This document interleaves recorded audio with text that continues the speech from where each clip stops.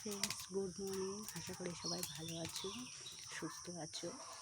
ভালো থাকো, সবাই সুস্থ থাকো।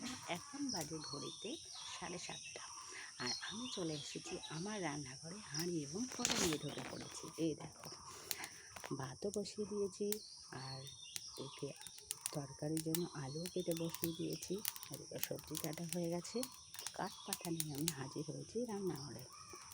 আমাকে রান্না প্রত্যেকদিনই করতে হয়, যেহেতু তোমার দাদা মানে সকাল সকাল কাজে চলে যায়, সেই জন্য আমাকে প্রত্যেকদিন সকালবেলায় রান্না করে দিতে হয়। তো প্লিজ সবাই কমেন্ট করে জানাবে কিন্তু কারা কারা আমার মতো এত সকাল সকাল রান্নাঘরে ঢুকে পড়ো। কমেন্ট করতে ভুলবে না। আর ভিডিওটা ভালো লাগলে প্লিজ লাইক এবং সাবস্ক্রাইব করে দেবে, এবং তোমরা আমার পাশে থাকবে। প্লিজ তোমার কমেন্ট করতে কিন্তু কেউ ভুলবে না, সবাই কিন্তু কমেন্ট করবে কে কে এত সকাল